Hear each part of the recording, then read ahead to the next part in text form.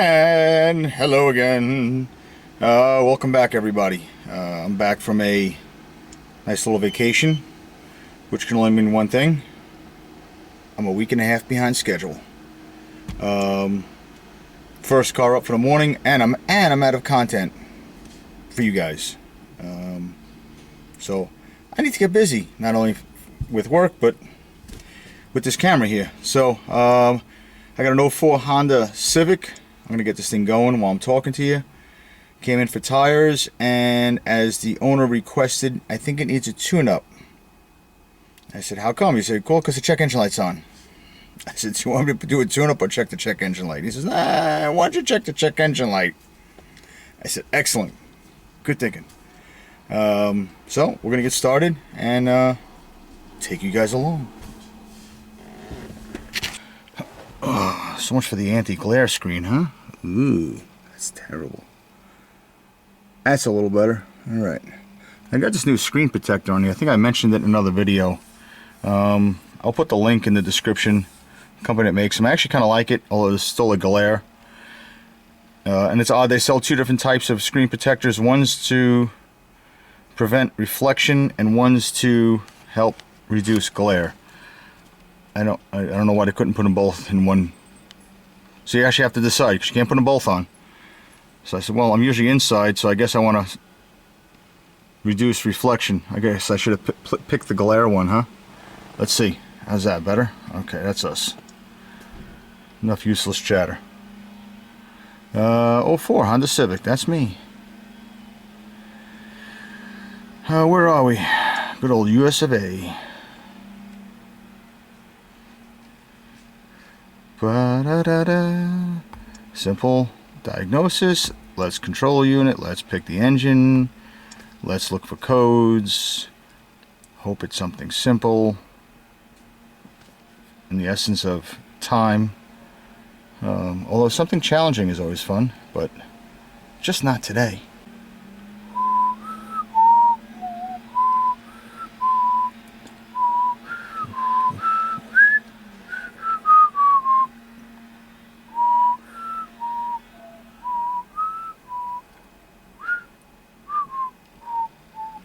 Ah, that's better.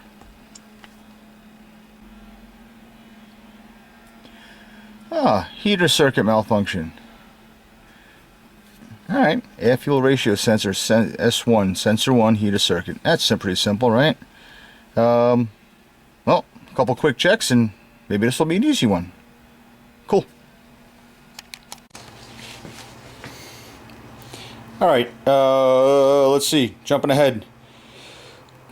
Pull the diagram, not completely necessary. Once you get used to doing these, 4 wire, 2 wires, or 4 wire sensor, 2 wires are for the sensor itself, 2 wires are for the heater, right? Makes sense? Usually, the 2 wires that are the same color are for your heater. 2 white, 2 black, and then the other 2 will have the sensor side of it. The sensor side will have different color wires. Usually the heater side is both the same color. And all we're looking at is, want to make sure we got power going in, and that the ECM or PCM has the ability to turn it on and off. We're gonna ohm out the heater circuit real quick, and then we're gonna do it the other way. Let's make sure we got good powers and grounds, and then we'll ohm out the sensor. How's that sound? Haha.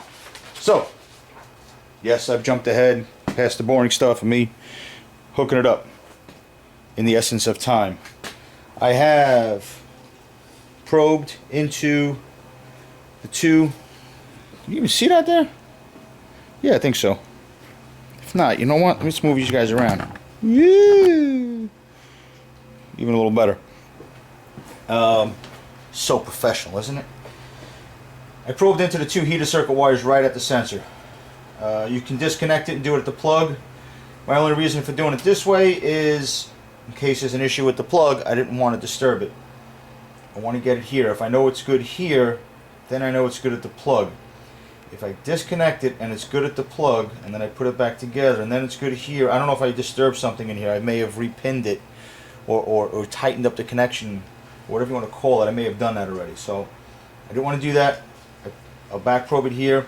Because the chances are it's getting a sensor anyway. If not, if it turns out the sensor is good, it's something else, a little bit of liquid tape. So, I have my little low amperage bulb. Let's make sure I don't short anything out. Now that I did, oh, you can see the bulb, good.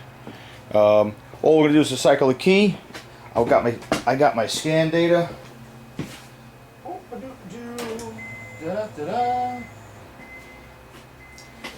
Come back around. Scan data. O2 sensor, heater, front and rear, off. Actually, I'm going to leave this right. You guys might be able to see it. Maybe sort of, kind of. You should be able to see without the glare. That should switch to on when we start it, and that bulb should light. That bulb light. Hey, where'd my bulb go? There you go. The bulb should turn on. The light will turn on. It tells me my circuit's good. After that, it's just a matter of checking the sensor.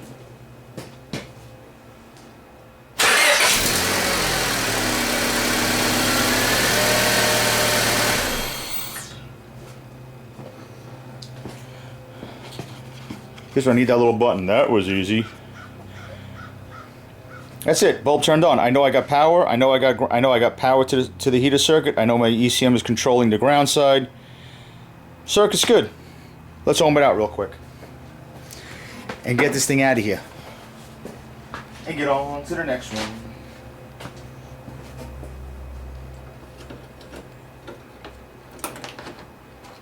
I know you've seen 100 videos on these. You know, taking a light bulb. This is probably not the best way. I need to tape this back up a little bit or put some heat shrink on it. I probably did this, no joke, 15 years ago. I got the same bulb. I got a whole wad of speaker wire. I did this so that when I'm testing circuits here at the other end of the car, and I'm by myself, I could do it. There's better ways to do this now, but just the idea that, you know, it loads the circuit. We all know where you don't want to just hit it with a test light. Some of the test lights don't draw enough amperage to properly load the circuit. Which is, you know, I love power probes, but that's a fault of the power probe. It doesn't load the circuit. Incandescent bulb is the best way to do it. Eric up at South Main, he did a whole video where he does different bulbs and marks the amperage draw of each one, so he's properly checking each circuit. You don't want to go and test this circuit with a headlight bulb. It draws too much. So, just something you can do. You know, play around, make some of these. This one, like I said, is 15 years. I probably should redo this, and I have better ways of doing this now, but that's that. That's that long, boring story. So, I'm going to leave those two wires right in place, right? I'm going to grab my power. I'm going to disconnect.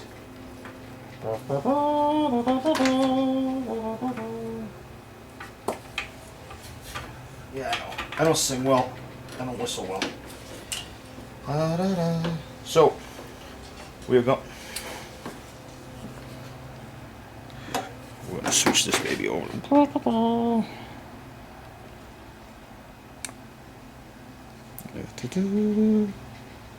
Wrong way. Here we go.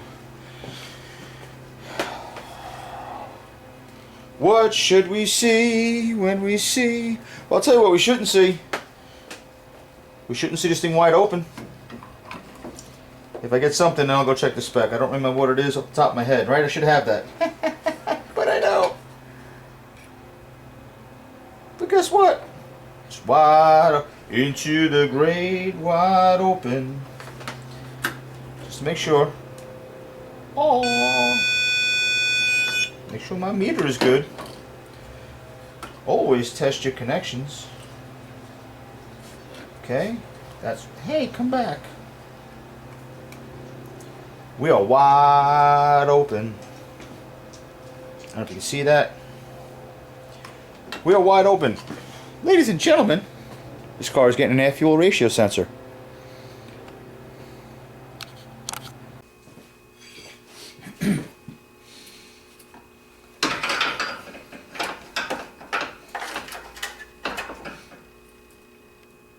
You guys want to watch me change this? It's not that exciting. Just an O2 sensor.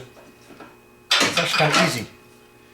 It's kind of easy. There's no tricks or nothing to this one. It's just right there. But if you want to watch, you know, I feel like Norton from The Honeymooners. Well, hello out there in TV land.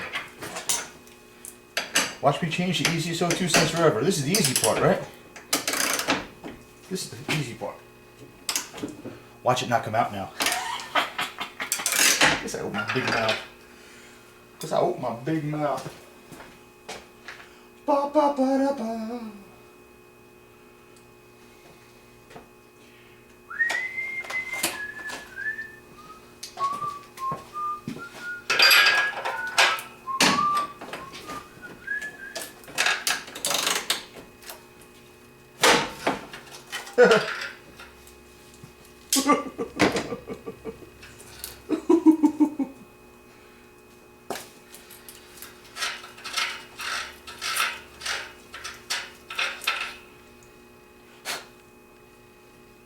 Neat. I got some nice cheap aftermarket, no name, no, I'm not just kidding, I got a Denso. Just kidding. It doesn't have that neat blue cover though.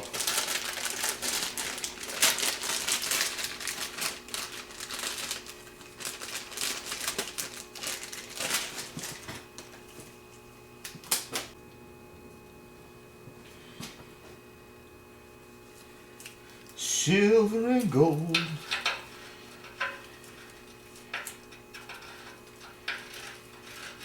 Now I look like a gold-plated Tin Man. That's alright. Where's my ring?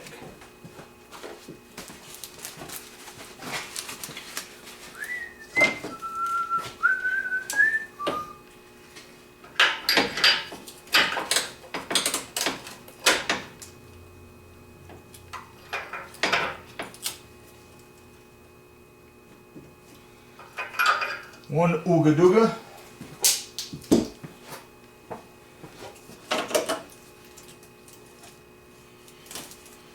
And quick plug. Go. Put that on the bracket. Ah, nice, nice. And that is a check engine light on a Honda O2 sensor. Heater circuit. Not the most difficult thing in the world. But it's what I got. First day back on vacation, along with some other one or two simple things and one nightmare, which we'll see if I can put that together. But that's another story. And that's it, guys. Thanks for checking it out. Thanks for hanging out with me. And you know the drill. We'll talk to you soon. Happy holidays.